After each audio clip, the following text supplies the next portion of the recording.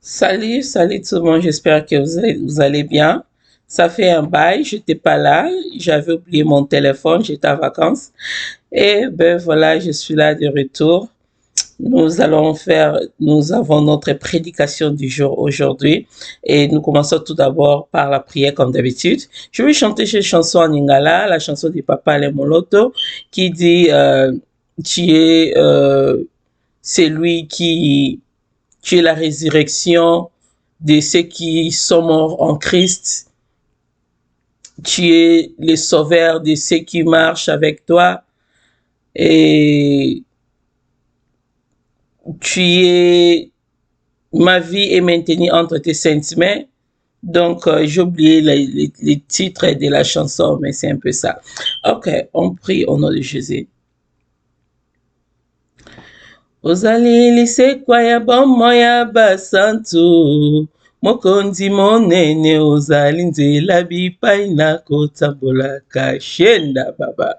Papa yo ozali malamu mingi mpona nga, lisekwa ya bayebaki ndao na elikwa ya kosekwa. Ozali nzambe oza na suka te, mokonzi monene nzambe na biso oza kosala. Ozali oyo avandi na motema na nga mpe asungaka nga, nakota na nkembo na yo e. Ozali oyo atondisa likolo na se na bonzambe na yo, po miso mikumisa yo e. Shenda bababa. Ozali likonzi ya bomo ya basantu, ekimelo nanga ozali nzela bipai na kotambolaka. Hey, shenda baba. Papa yo ozali malamu mingi mpona nga, lisekwa ya bayebaki ndao na elikya ya kosekwa. Shende be baba. Ozali nzambe oza na suka te, ngeli monene nzambe na biso oza kosala. Shondo bobo nzambe oza na suka te, mokeli monene nzambe na biso oza kosala. Yekoboro ya basanta, shanda bara ya basondo bara ya bashinde, yinde bere ya basonta ya basanta pra pra pra, yekoboro ya bayinde bere mana mana. Tendre Père, nous te disons merci. Tendre Père, merci pour ces moments précieux. Tendre Père, merci car c'est toi-même qui agiras en ces lieux. Tendre Père, merci car moi je serai effacé et que toi-même parleras à ton peuple, Yahweh, au nom de Jésus-Christ. Brise-nous, Yahweh. Protège-nous contre tout plan maléfique, contre tout ce que le diable a prévu. Au nom de Jésus-Christ de Nazareth, Yahweh, tout celui qui s'élèvera contre ton œuvre, qui trouve ta présence, qui ne me trouve pas, mais ta présence au nom de Jésus, car c'est de ta part que je parle. Au nom de Jésus-Christ, j'ai ainsi prié. Merci Seigneur Jésus-Christ. Amen. Bien-aimés, notre thème d'aujourd'hui est la nécessité de là où la sémence tombe. La nécessité de là où ta sémence ou la sémence tombe. Bien-aimés, nous allons lire Matthieu 13, 1 à 9. On va chercher Matthieu 13, 1 à 9.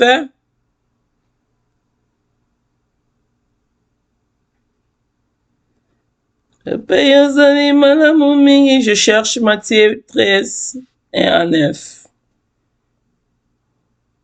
Ozali likonzi ya bomo ya basantu, ekimelo nanga ozali nzela bipai na kotam eshinda baba.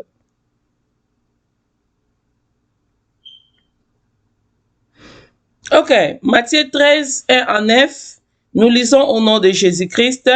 Je suis à 1.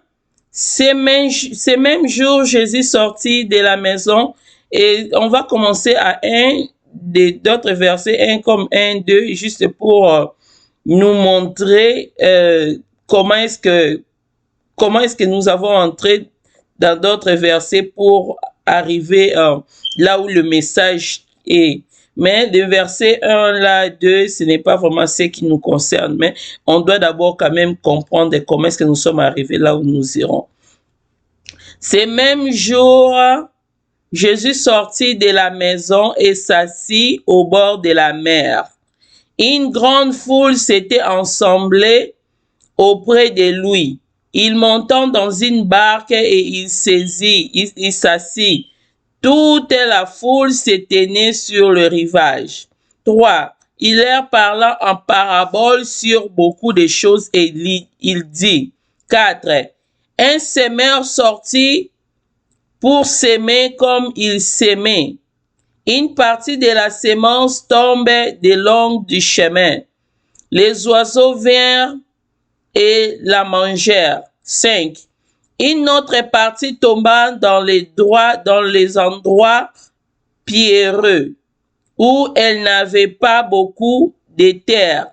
Elle leva aussitôt parce qu'elle ne trouva pas un sol profond. 6. Mais quand le soleil parut, elle fut brûlée et sécha, faute de racines. 7. Une autre partie tomba parmi les épines. Les épines montèrent et l'étouffèrent. 8. Une autre partie tomba dans la bonne terre et donna les fruits, un grain 100 et un autre 60, un autre 30. 9. Que celui qui a des oreilles pour entendre, entende. Bien-aimés, ce que l'Éternel veut nous dire, nous montrer ici dans cette partie, c'est que quand nous sémons, les semences là, ce sont comme des comportements, des critères, plutôt les semences, c'est comme la parole de Dieu. Quand la parole de Dieu tombe dans la vie d'une personne, si la personne là est disposée à écouter la parole de Dieu va produire des fruits, des bons fruits, c'est-à-dire la personne va pratiquer cette parole et la parole va le transformer et la personne va être transformée selon la parole de Dieu. Mais si la parole est tombée dans un endroit ou dans un endroit où la personne s'en fout, ou bien la personne, ça peut être plusieurs raisons que la personne ne peut pas produire de bons fruits par rapport à la parole de Dieu. Et la semence là tombe en vain. La semence là ne va pas produire. C'est comme aujourd'hui, nous voyons dans des églises, il y a plusieurs personnes dans les églises, mais il y a d'autres, depuis qu'ils ont commencé d'aller à l'église, jusqu'à maintenant, ils ne changent pas. Jusqu'à maintenant, leur vie, c'est comme si ils n'ont jamais été nés de nouveau. Et tu te poses même la question si la personne est chrétienne ou pas. C'est dû à ces semences. Et nous allons voir, de plus en plus nous avançons dans ces passages, nous allons voir qu'est-ce qui peut pousser les gens à être incrédules ou à être durs comme ça dans la parole de Dieu. Et puis, nous allons lire Matthieu 13, 22, 23, nous allons expliquer, et puis nous allons encore lire Matthieu 13, 24 à 30. Commençons avec Matthieu 13, 22, 23.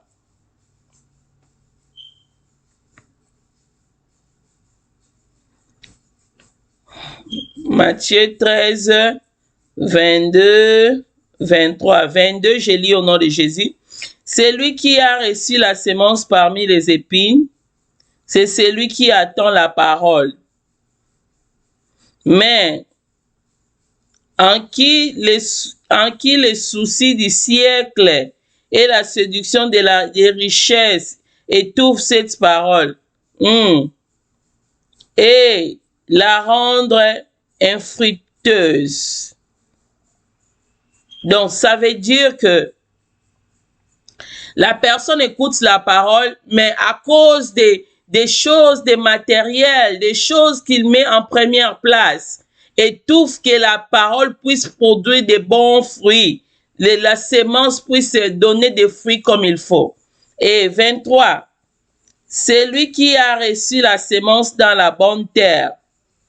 C'est celui qui attend la parole et la comprend, et il porte des fruits.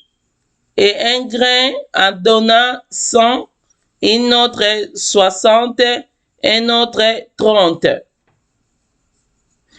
Voilà, donc verset 23 nous montre que quand la sémence tombe dans une bonne terre, la personne là devient la source.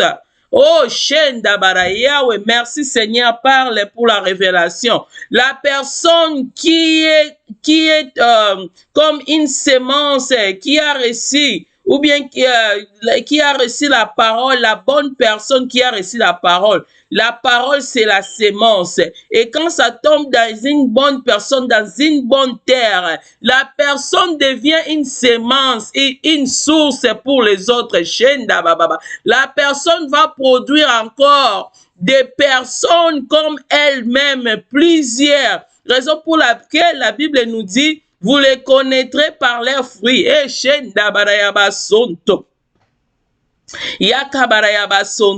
Bien-aimé, si tu veux que les gens, le monde change, tu n'as pas besoin d'attendre que les autres puissent changer. Toi seul, tu peux produire des fruits, des 60, des 100 fruits, des 40. Ça dépend de comment est-ce que l'Éternel veut que tu puisses produire par rapport à ta capacité. Bien-aimé, tu peux produire même plus. Oh, bien-aimé, l'Éternel attend de toi. L'Éternel n'attend pas la foule. L'Éternel attend que toi seul puisses accepter d'être une bonne terre pour que sa sémence puisse produire des fruits, pour que tu puisses être la source pour les autres. Yeshendabara. Gloire au Seigneur. Nous allons maintenant lire Matthieu 13, 24 à 30. 24 à 30. 13, 24 en 30. Je suis à 24. Il leur proposa une autre parabole et il dit, le royaume des cieux est semblable à un homme qui a sémé une bonne sémence dans son champ. Amen. 25. Mais pendant que les gens dormaient, son ennemi vint s'aimant et livré parmi les blés et s'en alla. 26. Lorsque l'herbe eut poussé et il donna du fruit, livré parut aussi. 27. Les serviteurs du maître de la maison virent lui dire, Seigneur, n'as-tu pas sémé une bonne sémence dans ton champ? D'où vient donc-il? Il y a des livres. 28. Et il leur répondit, c'est un ennemi qui a fait cela. Et les serviteurs lui dirent, veux-tu que nous allions l'arracher? 29. Non, dit-il. De peur qu'on enracha, livré, vous ne déraciniez en même temps le bleu. 30. Laissez croître ensemble l'un et l'autre jusqu'à la moisson, et à l'époque et la moisson, je dirai aux moissonneurs, arrachez, d'abord livrez et liez plutôt liez-l'en en gerbe pour la brûler, mais amassez le blé dans mon grenier. Bien-aimé, ça, maintenant, c'est ce que l'Éternel lui-même, dans ce verset, l'Éternel lui-même est en train de nous montrer comment est-ce que il est en train de nous laisser vivre ensemble, et les faux et les bons, que nous puissions vivre ensemble. Mais à un temps, le temps prévu, lui-même viendra, il va séparer les bons et les mauvais. Qui est cette personne-là, l'ennemi, qui est venu pour détruire les semences ou bien les blés que le maître avait sémé? C'est Satan, c'est diable. Quand Jésus-Christ a sémé, lui ici, il a sémé. C'est la raison pour laquelle, comme quand on se voit ici, on n'est pas, nous tous, nous ne sommes pas les enfants de Dieu. Et nous tous, nous ne sommes pas censés à être d'entrer dans le royaume des cieux. Parce que il y a d'autres, ils savent déjà leur destinée. Ils savent déjà leur état. Nous le trouvons, nous voyons peut-être nos sœurs, nos frères, mais eux-mêmes, ils savent qu'ils ne sont pas de nous. Ils ne sont pas de nous. Ils ne peuvent pas hériter le royaume des cieux. Voilà la raison pour laquelle d'autres sont très méchants contre les autres. Et pour comprendre que c'est vraiment ces genres de personnes, ils ne sont pas de nous. Ils ne sont pas de nous. Alors, s'ils sont de nous, la parole se prêche de tout le temps, chaque matin, midi, soir. Dans la Bible, nous sommes en train de nous montrer ici. Pourquoi la semence est en train de tomber sur ta terre, sur toi. Peut-être tu ne m'aimes pas la terre. Peut-être tu es rock. Mais il n'y a pas de changement. Pour tout celui qui est appelé par le Père, quand la semence tombe, quand la parole tombe, quand tu te retrouves dans l'église, il faudra qu'il y ait un changement, bien-aimé. Il faudra que la parole puisse produire les fruits, bien-aimé. Alors, on le dit ça pour faire très attention. Je vous dirai pourquoi est-ce que je suis en train de dire ça. D'autres ne sont pas de nous, parce que même la Bible dit, sortez au milieu d'eux. Ne sois pas naïf de rester avec ceux qui ne sont pas de nous. Tu risques d'être contaminé. On va continuer, on va lire la parole, on lira aussi le passage qui parle des contagieuses ou contaminés. Voilà. Mais j'aimerais d'abord qu'on puisse regarder les caractéristiques des personnes qui vont hériter le royaume des cieux. Les caractéristiques des personnes qui vont hériter le royaume des cieux. C'est très important de connaître tout ceci. Ça va nous aider à distinguer qui sont de nous et ceux qui ne sont pas de nous, bien-aimés. Nous allons lire Matthieu. Aujourd'hui, nous sommes beaucoup plus à Matthieu. Hein. Matthieu 13, 31, 32. Je lis d'abord 31, j'explique, et puis 32. Matthieu 13, 31, 32. Lisons d'abord 31. Il leur proposa une autre parabole et il dit, le royaume des cieux est semblable à un grain de sénévé qu'un homme a pris et semé dans son champ. Voilà, c'est ce que je vous ai dit. Donc, le royaume des cieux, c'est comme, on avait déjà expliqué cela dans le passage précédent.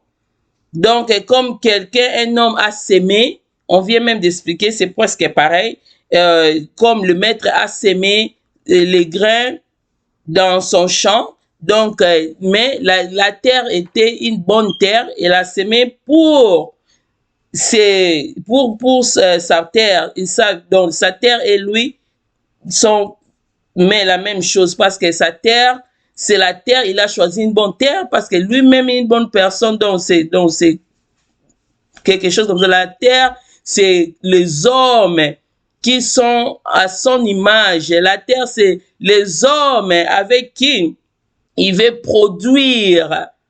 Il veut travailler ensemble pour produire davantage des choses, des fruits, des fruits, des fruits. Voilà. Et 32,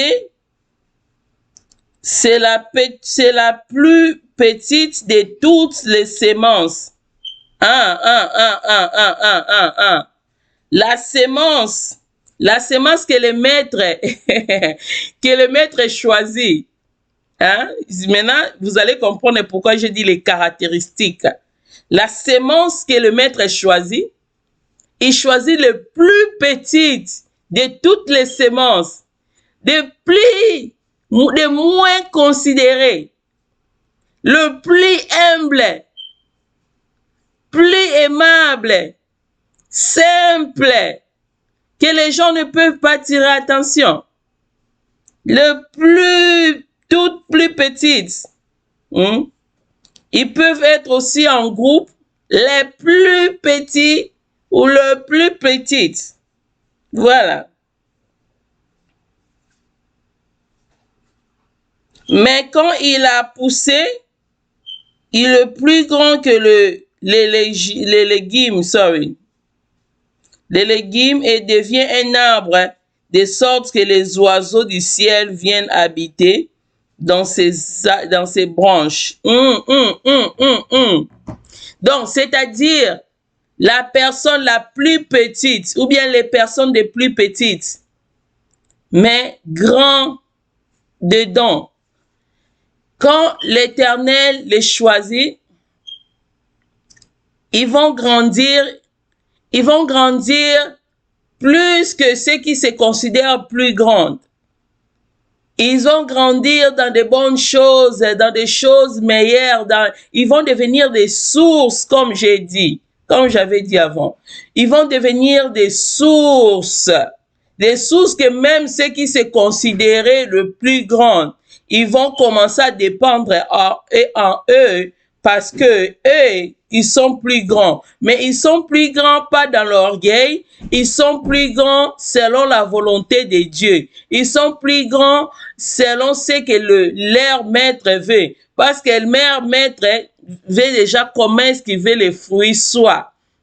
Donc, il a accepté cette terre parce qu'il a compris qu'avec cette terre, c'est possible que mes fruits puissent produire selon la terre, selon la qualité de la terre.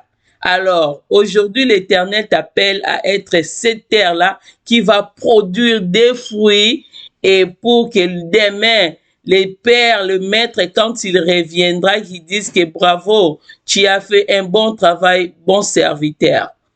Ok. Maintenant, nous allons regarder deux choses plus capitales à éviter pour que ta semence puisse produire, de bons fruits. Deux choses à éviter pour protéger ta semence ou ta terre. Des choses à éviter. En fait, c'est toi qui es la terre, mais pour protéger ta semence. Nous allons regarder 1 Corinthiens 15, 33.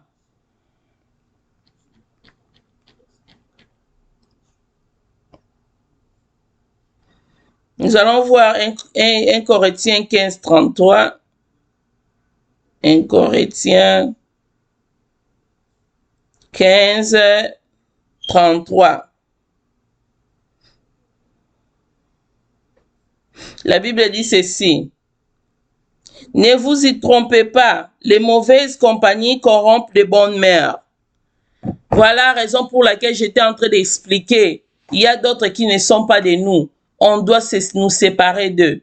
Alors, il faut regarder celui qui t'amène. Si tu es avec quelqu'un, même si vous partez dans une même église et que la personne se comporte mal, la personne veut seulement parler des autres, la personne veut seulement faire du mal aux autres, la personne, il peut se faire qu'il est venu se camoufler en l'église, mais il n'est pas de nous. Bien aimé, la personne là, le genre de cette personne, tu dois le fuir.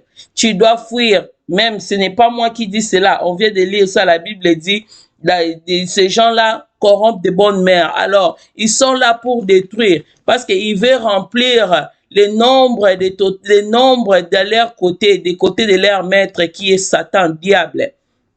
Alors, à toi aussi, l'enfant de Dieu, tu dois avoir l'esprit de discernement. Voilà. Et puis, deuxième, 1 Corinthiens 6, 16.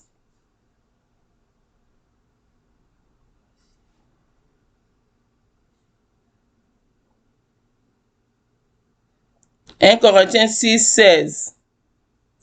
Loin de là, ne savez-vous pas que celui qui s'attache à la prostituée est un seul corps avec elle? Car est-il les deux deviendront une seule chair? Bien-aimé, aujourd'hui, tu ne peux pas peut-être marcher avec des gens, des gens de mauvaises compagnies, mais peut-être tu es en train de faire, tu es en train d'avoir des contacts, des moralités avec plusieurs gens, avec les gens que tu ne maîtrises pas. Bien-aimé, une personne, tu ne sais pas combien d'esprit qu'il apporte en lui. Et tu ne regardes même pas l'état de la personne. Et même si l'état, on ne reconnaît pas la personne seulement physiquement comme ça. C'est Dieu qui connaît tout le monde.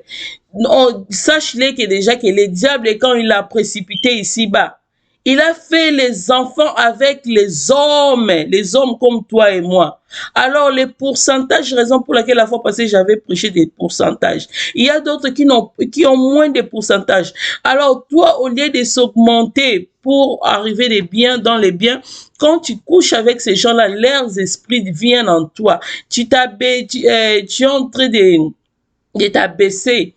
Et puis, du coup, tu vas commencer, tu deviens dur, tu vas te retrouver dur et tu commences à refuser les choses de Dieu parce que pourquoi tu t'associes avec les gens que tu ne maîtrises pas. Raison pour laquelle l'apôtre Paul dit, c'est mieux de se marier. Si tu ne penses que tu vas pas t'enfermer, tu vas pas rester comme ça longtemps. Et même si tu t'es marié, il n'y a pas tout le mariage qui, entre parenthèses, ce n'est pas ce que ce n'est pas tout le mariage que l'Éternel va t'approuver, que c'est ça le mariage. Raison pour laquelle il faut rentrer toujours auprès de l'Éternel, demander ce qui est la volonté de l'Éternel pour toi et pour que tu sois protégé, pour que tu protèges aussi très fouillé tes enfants qui viendront de génération en génération et dans la prière, par la prière, par l'obéissance, et ça va aider. Et des sacrifices, des offrandes, des dîmes, tout ça. Entre parenthèses, je suis obligé de le dire parce que l'Éternel qui veut que cela soit dit, malgré que nous sommes la sémence, je pense que c'est aussi une partie que les gens doivent comprendre quoi réellement faire. La volonté de Dieu, c'est la base. Dans toute chose ici, quand on va prêcher, on va toujours rentrer dans la volonté de Dieu parce que c'est la base. C'est la base. La volonté de Dieu. Si tu cherches la volonté de Dieu, l'Éternel va te montrer comment faire des offrandes, des sacrifices. Il y a d'autres même qui ne donnent même plus de dîmes. Alors, que Dieu vous bénisse. On va s'arrêter ici. Que celui qui a des oreilles puisse attendre. Merci beaucoup. C'est bien moi, votre sœur Charlène Mavakala. On va clôturer par la prière.